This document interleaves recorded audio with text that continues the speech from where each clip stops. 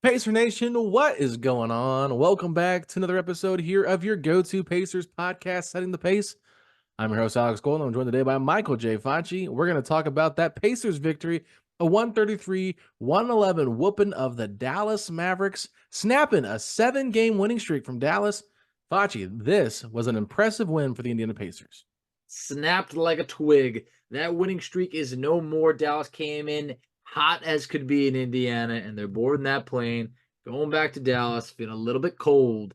I think that this, in my opinion, Alex, I think this was the best win that the Pacers have had since beating Boston in early January Yeah. with 133 to 131. I was looking through the schedule. In my opinion, I really do think that that was probably the best win the Pacers have had in almost 2 months. Yeah, I mean, it's you can always be subjective when you're talking about the Of best win. course. I still think that Phoenix Suns win at home was pretty And big. and I debated that. You can go with the Kings win where no one expected it, the Suns win like that. That was really big. That was dramatic. Yeah. Came down to the end. Nonetheless, a very very big win tonight that just felt different from some of the other wins that we've had over the last few weeks. No, it definitely did. And obviously, with the Pacers being a little undermanned, no Aaron Nesmith once again. Jalen Smith shaking off the rust, coming back, looked like he Way to needed put it. to. It's been about 2 weeks since he's played, so you understand that. But I think we got to start things off here with the longest tenured Pacer, Myles Turner. 33 points tonight, 10 of 15 shooting, 8 rebounds. I just felt like Myles had such a terrific game. And honestly, when you think about Myles Turner, it's kind of the ups and downs with him, the frustrations of like these kind of games, and then the next game he'll have like 8 points and 3 rebounds and getting foul trouble, and you're just like, oh, I want consistency. But I felt like he just obliterated the Dallas Bigs tonight with the pick and roll coverage that they were putting on Tyrese Halliburton, and he was able to not only score at the rim, but he scored a lot in the mid range, and he scored a lot from the 3-point line. He had 2 of 7, not a great amount of shooting, but still from outside, and then got to the free throw line too, 12 free throw attempts tonight. So just a really all-around great game from Myles Turner, and you know what? It was great to see it. I got something for you. So the 12 free throw attempts. I thought Most to of his myself, career. man, that Turner, like, wow, like, when was the last time he had 12 or more? I dug back. Alex, January of 2021 was the last time that Myles Turner attempted 12 free throws or more. And I believe this was the second most free throws he had ever had in a game quite a few years ago. I mean, upwards of 5 years ago. He had 16 free throws in a game. Oh, So this wow. was just a fired up Turner. I believe this was his 10th overall 30-point game of his career. 2 of them have come against the hometown Dallas Mavericks. So it feels like that game against the Mavs just means a little bit more for Myles. I wish we could play him a little bit more often if that's the case. But nonetheless, Turner came to play, led the Pacers in scoring at 15 at halftime, had an even better second half. Yeah, and I mean, you got to look at, Dallas starting a rookie center and Derek Lively the second. I think that Myles Turner kind of gave him just that veteran, beat Welcome to down on a NBA. rookie. And then when Daniel Gafford came in the game, I still think he took advantage of him too. Gafford has been problematic for Turner before when they play the Wizards. So like we've seen some really quiet Turner games against the Wizards when Gafford was there. So I just feel like for Turner, he just got in a rhythm, and they found him and they kept going to him, and he was shooting the ball pretty well. 10 of 15, all of his misses were from the 3-point line. So that's pretty impressive, Facci, like just if you think Yep. about it from that perspective. So he was really good, and I really like the way that he was relocating to get in the right spot to catch the pass with an open shot. Had some good looks. I think he was on the line for one corner three that he made. So, just continuing to be that presence out there on the floor. I think the Pacers are better when Myles Turner is playing at this level. But this is the first 30-point game he's had of this season too. So that also just says like, man, he was just yamming on those guys. Yeah, and I think that he probably feels a little bit rejuvenated after the break. I think that this is we saw him crash the glass as well, 8 boards, a little bit more than his what he averages on the season. I think that's good to see, but I just feel that you got a double out of him last time against Detroit. Today, obviously a huge game from Turner. He was by far the main takeaway from the Pacers because I felt that he really shouldered that load. No other Pacer had more than 17 points in this game, but Turner was the one that they could count on, throughout this game, quarter by quarter. Yeah, and I think that he was really important, but I think there was another handful of guys that were Of important. And I course. would honestly say The two guys I felt were the most important to the victory tonight did not get the opportunity to speak at the podium. And I think number two for me has got to be Andrew Nembhard. Andrew Nembhard was so good in this game defensively, having to guard Luka and Kyrie, switching back and forth. I know Mathurin also had that assignment too, and I thought Mathurin did a pretty good job for the task. We'll talk about him here in a little bit, but Andrew Nembhard was just really good. 7 of 8, Facci, from the field for 15 points. He really just brings so much to this team when he's playing at a high level. Pacers are now 16-7 in the 23 games that he started, so continuing to improve that overall number there. But I love the way Nembhard plays. I think Rick Carlisle said he's one of the most underappreciated Pacers on this team, or one of the most forgotten Pacers on this team. And so, a really solid game from him, and I feel like his defense kind of set the tone. I love Rick's, post game comments about Andrew. I felt they were spot on, and it's just like about it doesn't matter about the stats that he puts up, but just really trusting that process. And like he has gone through so many injuries throughout this year. It's great to see him healthy, and in that starting lineup is exactly where you and I preferred him. I think the 15 points is great, but it's the defense that was everything that the Pacers needed, especially when they score 133 tonight. It was, what are you going to do to stop or slow down Luka Doncic? Because Luka had 25 at halftime. It looked like he was well on his way to a 50-point game. Could have been 60. Who knows? I was not expecting Luka to have 8 points in the second half. Yeah, I big don't time. believe that he even scored in the fourth. I'm not sure he did. So it was just awesome to see. That's exactly what Nembhard brings to the Pacers on a daily basis. It's that defense. It's why the Pacers needed to make a change and get him into that starting lineup. And I just feel like tonight, when you can go up against some of the best players in the league and make a difference like that, that's when everybody can start to see those things that don't show up on a box score. Like, wow, Andrew Nembhard and the defense that he brings is essential to this Pacers team having success. Yeah, just so you know, Luka Doncic played 3 minutes and 29 seconds in the fourth quarter, 0 of 1 from the field.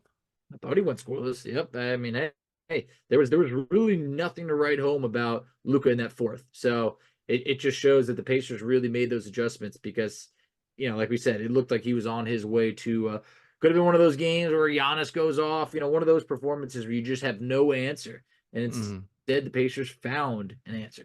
Yeah, and I mean, as much as we give credit to Andrew Nembhard for what he did defensively, I think we cannot forget what Ben Mathurin did. I thought Ben Mathurin was really good defensively in this game, and I always get a little bit nervous when I see Ben guarding like the star player on the other team. Like we've seen him do it against the Bucks a few times, guarding Giannis before all the trades they made and how they changed things up. Like that first game at home against Giannis, he was guarding him at times, and he was guarding Luka early on. Luka started getting hot. They switched Nembhard on him, put him on Kyrie, and Kyrie really didn't get going full on until the second half. So it was kind of like his first half was a little bit more quiet. But I just thought overall, like those two guys, Nembhard and Mathurin, really stepped up, kind of playing that two-way level. And then, the shot making was really important for Nembhard. I saw him warming up tonight, and it was just like he was hitting a lot of his shots, shooting with much more confidence. And I think that is only going to improve if he can continue with that confidence and just continuing to get healthy. But Mathurin, for him, not a great shooting night once again, efficiency-wise, just 5 of 14, but double-digit rebounds again, Facci. And now the Pacers, I believe, are undefeated when he has 7 or more rebounds in a game. So you just got to love that about him. And 11 rebounds for this one, 14 points, 5 assists. I just thought, pretty solid game from him. I know there were some ups and downs and whatnot, but he also had 3 steals. And the way he was grabbing those rebounds, though, Facci, in traffic, that was impressive. It really was. And like, I just feel that this is one of the more complete Benedict Mathurin games. I know you mentioned it, 5 of 14 shooting. Like, okay, whatever. Everything can't be perfect. But I just felt like, I don't know if it has something to do with him being in the starting lineup or not, where it's like, okay, if you're going to be in the starting lineup, like, you're probably not going to get the same amount of shots. So you got to impact the game in different ways. I don't know. Maybe that has something to do with it. But he had 6 boards last game. He's in the starting lineup. 11 this time.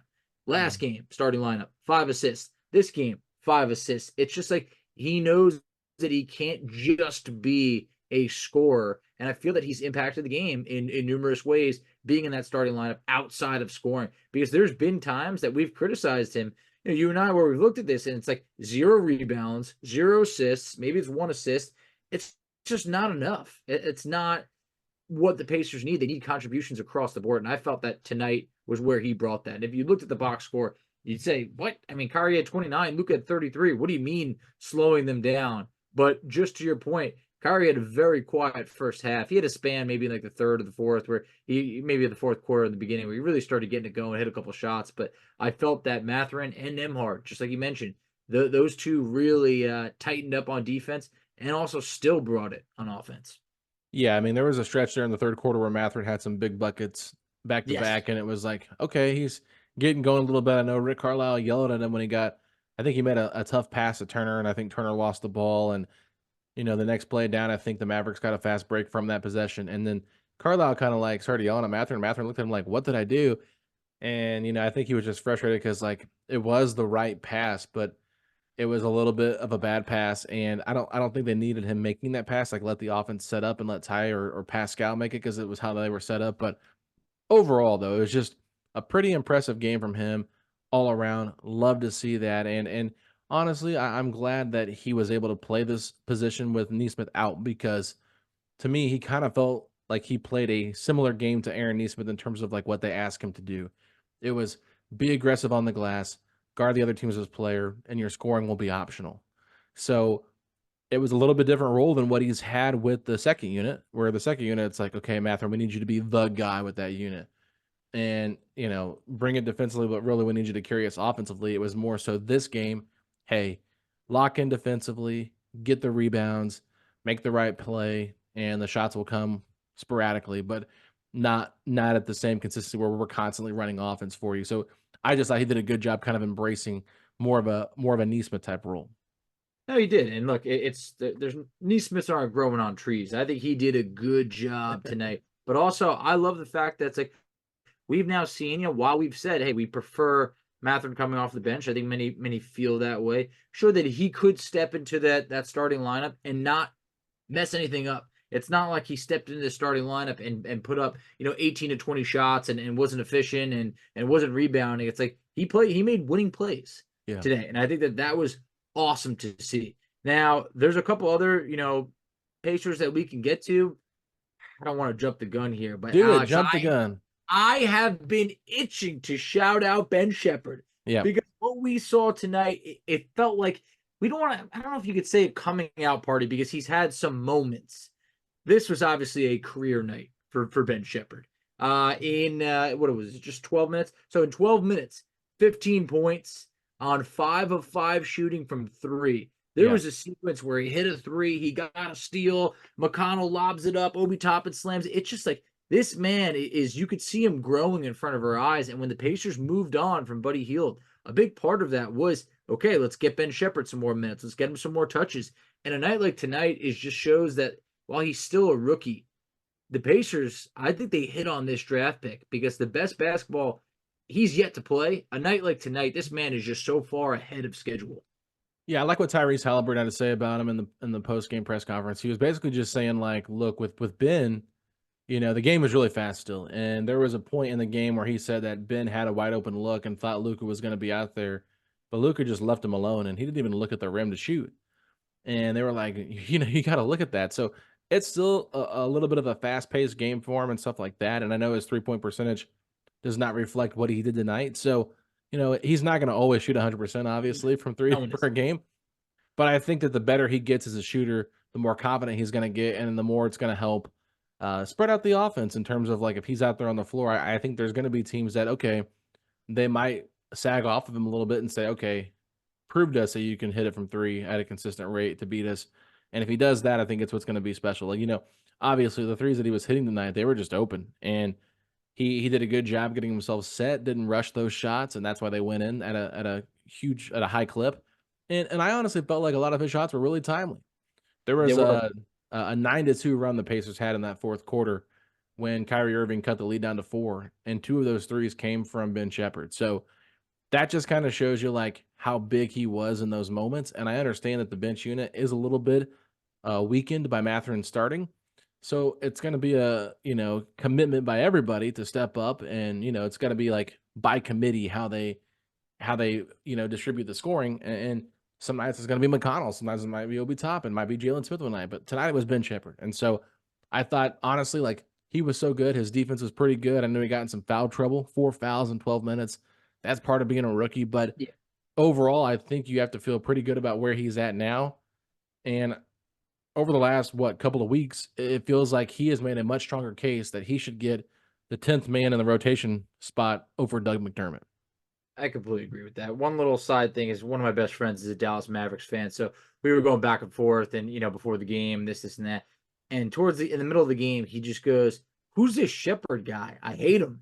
And it's like you never thought that an opposing fan of a team would say that in the beginning of this year because Ben Sheppard's role was not expected to be really much at all of any significance. So I think that was just something that was fun. But for Doug McDermott, I mean, you look at what Ben Sheppard's bringing, the energy, the fact that he's not afraid to dive on the floor for any loose ball, the fact that he could hit a three, get a steal, right back-to-back sequences, things like that.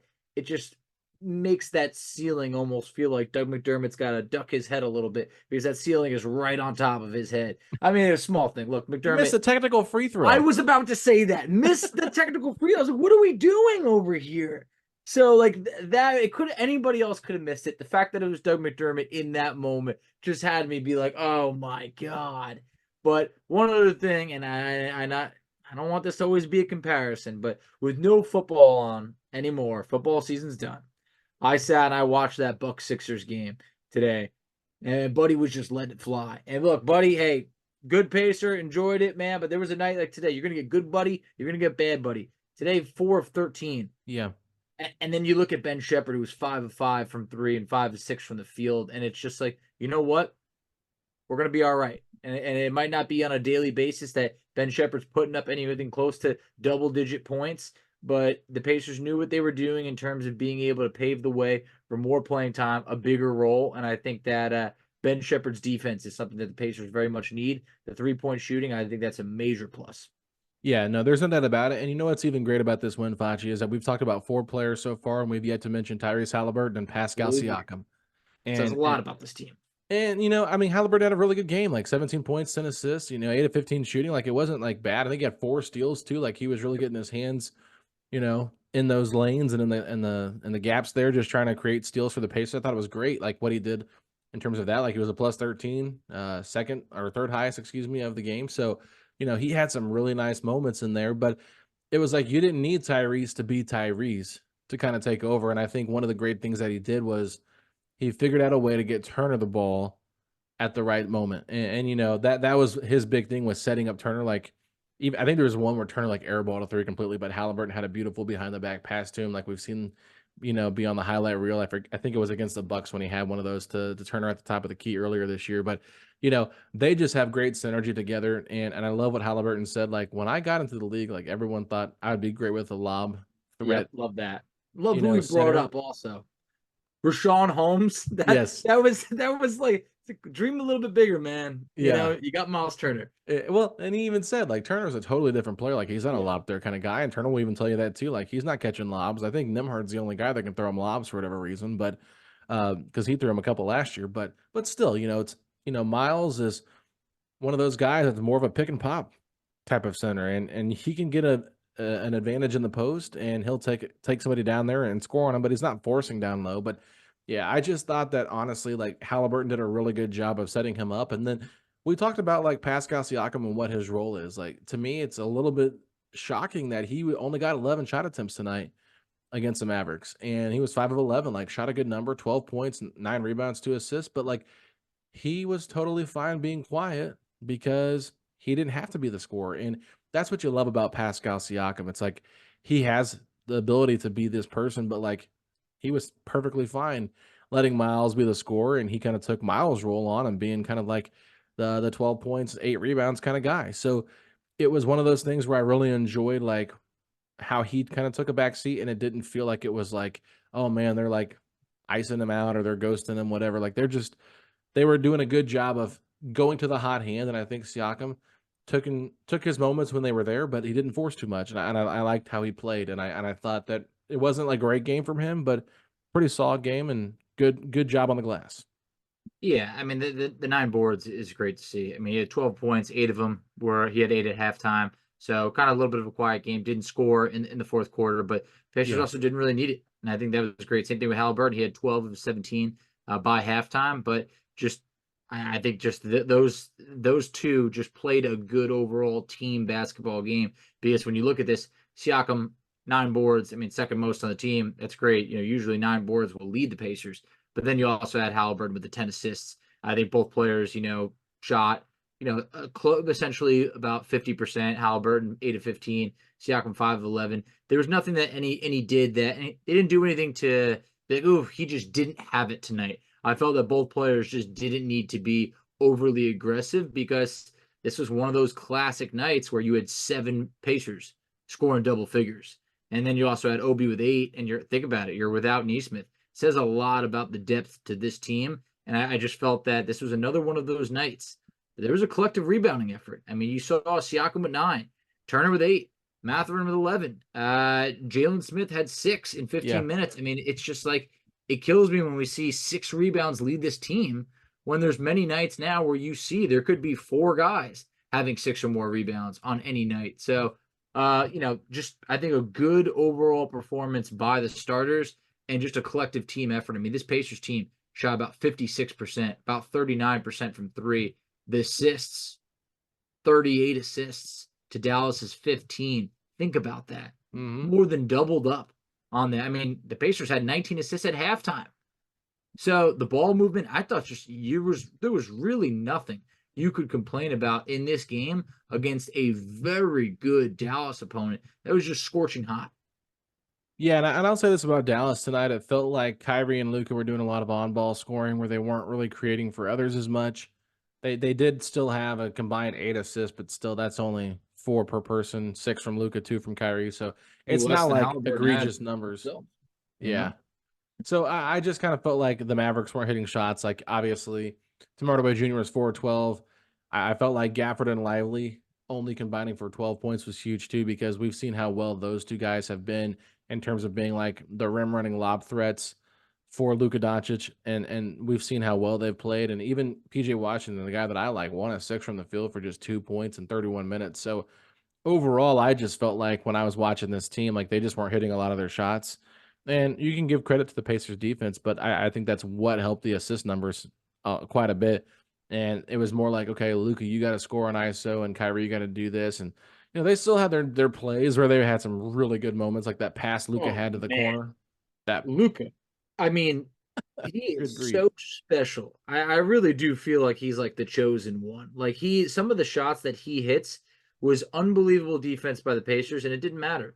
And it's just like I saw, you saw John Halliburton at one point, grab his hand, so he's like squeezing his hand. I saw Luka kind of like flex his hand a little bit. I don't know if it was too hard of a handshake or whatever it was, but it was just like you had to give Luka his props because some of the stuff he does and the numbers he puts up on a nightly basis is ridiculous. The fact that the Hmm. Pacers actually were able to hold him to the 33 points, that he had is it's honestly a major win. The fact that he shot below 50%. Luka was just below his numbers on the season, which that's really rare.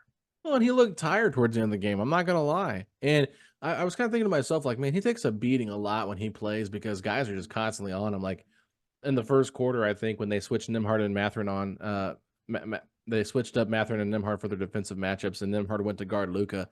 Like Luka had scored a basket, and then the Pacers scored, and like as they're trying to throw the ball into Luka, like Nembhard just kind of gave him a little shove, and he just kind of like took a step back. Luka did, and I'm like, just imagine like you're getting defended like this every single night because you're Uh, that great of a scorer. Like it's got to that's be a lot of wear and tear on your body over an 82 game season. So I don't have a problem with him coasting a little bit through the All-Star game like a lot of people were upset about it, but overall I just think that Luka is so special, and like you can't you can't take away what they do in terms of how much they make everybody else better too. So the Pacers will play Dallas here in a couple of games, Facci. They're going on a road trip here. Come up on what was it, Friday, Thursday, the next game they play. So on the yeah. road. Is it Yep. Friday against the Friday. Pelicans? Friday. So they have a little short road trip there, playing some teams in the Texas area. So they'll get another chance at Dallas, and it'll be in Dallas's building. So we'll see how they fare in that game. But I just think for me at this point now, like we can maybe look at just ahead to Monday night's game against Toronto. Like you get a huge win over a team that just won 7 in a row. You got to take care of business against Toronto on Monday night. I don't care if it's ugly or not. Toronto hasn't played since Friday. So they're coming in with 2 days rest before, just like the Pacers had 2 days rest playing against the Mavericks. They got to put this one behind them. It's a good win, but they got to put it behind them, and they really got to focus on getting another victory because right now it's a tight watch with the standings, Facci, and I'm sure we've been keeping an eye on it. Do you have a update in terms of like how the standings look right now? I do. So now the Pacers trail Philly for the fifth seed by only half a game. They came in tonight tied with Orlando Magic. Well, good news, folks. The Orlando Magic dropped a game to the Atlanta Hawks. There's no Paulo Banchero tonight, no Trae Young, and Atlanta got the win. So great things for the Pacers. This now has the Pacers in sole possession of sixth place. Like I said, a half game behind Philly for fifth. And Alex, just a game and a half Mm. behind the New York Knicks for the fourth seed. Mm. The Pacers right now they're catching the attention of the NBA. And when we're talking about attention, Alex, like we mentioned the other day a little bit, Pacers have another game on ESPN against the Pelicans on the 28th this week. I just feel like the stars are starting to align for this team to start to get some respect. And I just want to maintain that respect. Yeah, and I mean, I know it's easy to like be like, man, we're really far back. We're 5 games behind the Cavs, but the Cavs have not been playing great either. And they're 4 games behind Milwaukee. We'll see. I think Milwaukee's going to be okay. I think they're slowly starting to figure things out just a Yeah. little bit here. Their win against Minnesota was very impressive. And then you also have to look at the victory they had against Philadelphia on Sunday. Like it was just a very big win for them. So they're a team to me, like, yeah, they could finish 2 or 3. I don't know. But Cleveland, they've really struggled since coming back from the All-Star break. They had 2 losses back to back, and then they almost lost to the Washington Wizards tonight.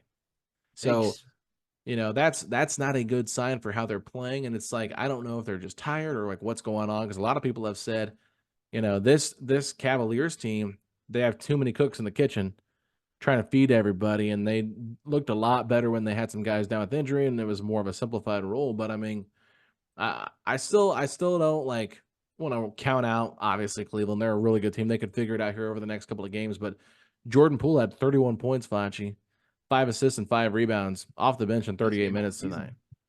That was his best game all season because he's Yeah. been pretty rough. Mm. I think the Cavs are going to be fine, but also the Cavs went through such a hot stretch that, in my opinion, I think they've already played their best basketball. They were They a got team some that at tough one games point, coming up, brother.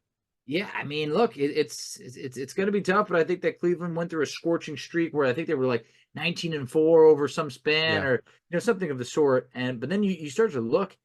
Alex, Philly is in trouble. Oh yeah. They are dropping games left and right. I just feel that for Joel Embiid, it's a very sensitive situation of when you don't want to rush him back because he's obviously been hurt in the playoffs quite a few times. And I really do think that the Pacers are just kind of nipping at those heels right now. And I think that's only a matter of time before Indiana jumps Philly and takes that fifth seed. Mm. And I just think that right now, this Pacers team, they look rejuvenated coming off of that All-Star break. 3 straight wins. Yeah, and they got themselves a little bit of distance from Miami and Orlando, getting a game up on both of them. So I think they just slowly just need to take it slow. They need to just take it 1 game at a time and not get caught up in looking at things because they've got some tough games coming up too. But like, if you're looking on paper tonight, you're saying no Neesmith, Luka, and Kyrie, they've won 7 in a row. You probably would have picked on paper the Mavericks to beat the Pacers. So I think that Indiana, they're still trying to figure out exactly what they want to be, who they are with this group, with Pascal in the mix and losing Buddy and trying to find his replacement. And maybe it's been Sheppard, maybe it's McDermott, maybe it's neither, maybe it's both. Who knows? But I just think at this point, Facci, we can look at the Pacers and say, okay, their starting 5 feels pretty locked in. Mathurin feels like that 6 man. There's been some people saying, hey, the Pacers are undefeated now that Mathurin, Halliburton, and Siakam have started together. Should they run it back? It's like, well, I think that with Mathurin, you really need his scoring in that second unit.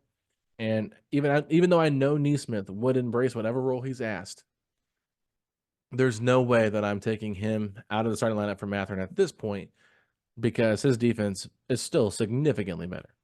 And there's also nothing that Neesmith did to warrant losing his starting job. It's just like this is simply just, hey, he had an injury. It's not like, what if this Pacers team's better? with Aaron Nesmith coming off the bench, and I just don't think that that's the case. I think that Mathurin in his role could thrive more off the bench, and Nesmith I just feel is everything the Pacers need in that starting lineup, especially when they want to tighten up defensively. I just feel like having Nembhard and Nesmith in that starting lineup together is the best Pacers defensive lineup that they can throw out there, and I'm excited for him to come back. Rick in his post-game press conference was saying that he does not expect Nesmith against the Toronto Raptors. I think that's fine. I really do think that the Pacers can handle business without him. I'm not sure what his timeline looks like in terms of coming back, but obviously it's not going to be, against Toronto. Maybe you can have him back for one of, or maybe both against New Orleans. But for right now, I do feel that the Pacers can take down Toronto without Nesmith. Happy to have Jalen Smith back. I think this was good that the Pacers didn't need Jalen Smith tonight because he definitely didn't look like himself, but welcome back, Jalen Smith. Yeah, he just got to shake some of that rust off, right? It's always tough coming back when you've been dealing with an injury. So, Jalen Smith will be all right. And obviously, they don't need Nesmith to beat the Raptors, but they definitely could use him. Obviously, It'd be it's nice. one of those things where it's like, yeah, just get healthy, dude. That's all we care about. Exactly. Just be healthy for the playoffs and the big stretch. But you know, ultimately, the Pacers have an opportunity to, continue making noise and winning some games that they need to win. And so, they took care of business against Detroit. They take care of business against Dallas. Now they got a Toronto team they got to take care of business against, and that's what it all comes down to. Just take it one game at a time and continue climbing up the ladder of the standings, and don't get too, you know, not don't get too far sighted in terms of like looking up the standings and be like, well, if we win the next four in a row, we can catch Milwaukee. And that's what I wanted to say. Have we just walked into a trap where we're doing that? We're starting to look at the standings and be like, you know what? 1.5 games back of the 4th seed, and we're looking past Toronto. And this is exactly where the Pacers get bit by these teams that you count it as a win. And it's like maybe it's just you, me, and the rest of this fan base being a little bit scarred from some bad losses from early in the season. But I think what's going to say a lot is if the Pacers go out there coming off of that high of a very nice win against Dallas and handle business against a Toronto team that you should beat. And I think if we see the Pacers do that, something's going to feel a little bit different. And I think if the Pacers do drop that game, you can make that same argument. Well, you know what? Same old Pacers. They just can't do it consistently. I want to see us go out there, handle business against Toronto at home, and know that this team has learned from some of those mistakes from earlier in the season. Yeah, and that was what I was really trying to say earlier before we started talking about all this stuff. Is like this win doesn't mean as much unless they get the win tomorrow. Yes, or exactly. or today when you're listening to this, if you're listening to it on Monday morning. Like getting the win against Toronto is huge. If you lose to Toronto after beating Dallas, they kind of balance each other out. So you can't afford to have a loss like this. I mean, it's going to happen over time. Like you're going to have some losses. You're just not going to make shots, whatever. Like these are men, not machine, as Rick Carlisle would say. But I just feel like at this point, they've got to go out there and win these games. And Chad came on our podcast and said it, like that's one thing they have to be better at is being a better team in terms of like growing up and taking care of business. And I think it'll say a lot about this team and the direction they're heading if they can get this win. And I thought Jeremiah Johnson brought up a great point when he was on with us talking about the rebounding is what matters the most. And we saw them have a good performance on the glass tonight against the Mavericks, which, hey, you know what? If they can continue to do that, things are going to be okay. But I was really impressed. I thought this was a great win, one of the best of the season, maybe top 5, top 10. I think so. Top 5 minimum. Yeah. So, going against a really red hot team like Dallas, taking care of business when you're a little bit shorthanded, kudos to the Pacers and for the guys that stepped up. And it was like we mentioned earlier, it was not won by Halliburton and Siakam solely. It was some of the guys below them, the Sheppards, the Mathurins, the Nembhards and the Turners. Like they all stepped up, had a huge game. McConnell had a really good game. We didn't really talk about him that much, but he had a pretty solid game too. Solid. So Yeah. he was You just can teaching count on McConnell. that, That's man. what he does. Mm-hmm. So overall, Facci, I felt pretty good about this game, and I'm excited to see what happens. I'm fired up. I really am. And I just think that when you see this type of win, a hot Dallas team coming into Indiana on a 7-game winning streak, and you send them back home packing with an L, I just feel that it shows that, hey, you know what? This Pacers team has shown it doesn't matter who you are in the NBA. They can hang with the best of them. They can beat the best of them. So I'm really excited about the outlook. I think this team got rest exactly when they needed it. and I just want to go out there and handle business against Toronto. All right, Facci. So as we're wrapping this up, I'm going to give you a challenge. Oh, So last week we did a Chick-fil-A sauce draft, okay. and I was thinking, all right, we need to have another draft, but I want the first pick.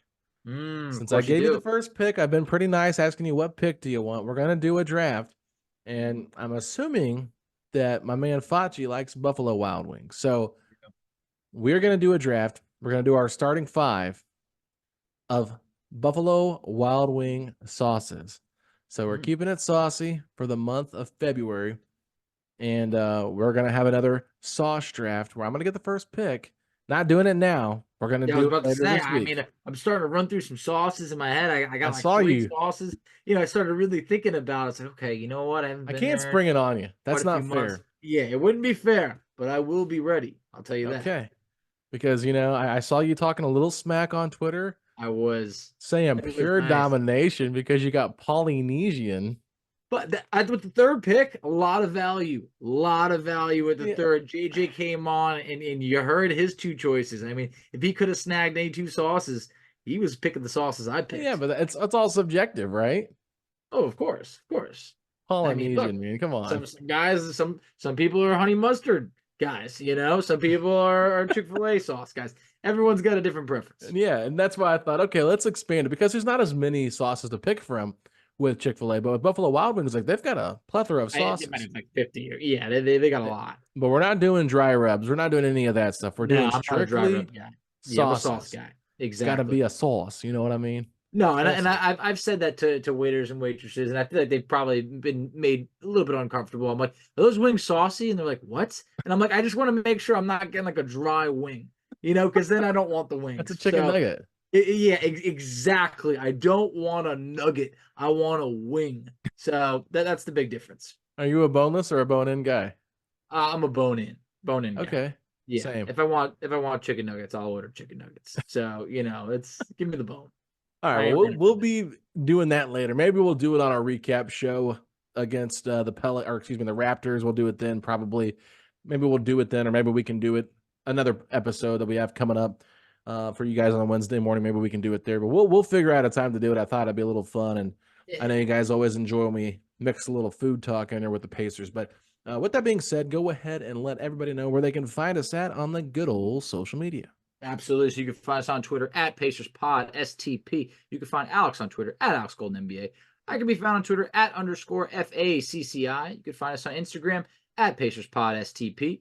You can find us on Facebook at Setting the Pace. You can find us on TikTok at Setting the Pace. And Alex, tell them where they can check us out on YouTube.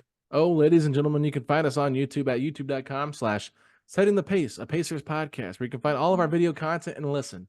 I've had a few people ask me, like, hey, you haven't been uploading to YouTube recently. Well, some of our guests recently were not able to join us via video, so it did kind of interfere with us being able to upload that and make it look like high quality. So this episode, though, will be back up on YouTube. Have no fear. It will not take me as long to get this one edited because me and Facci are just doing this video one by ourselves. So with that being said, everybody, YouTube videos will be back in effect after the Dallas game. So we're going to be doing our best to get those up there for you. But with that being said, Facci, if you're excited for the Pacers to continue on their winning streak against the Toronto Raptors, then hit me with those 3 words. Let's go, Pacers!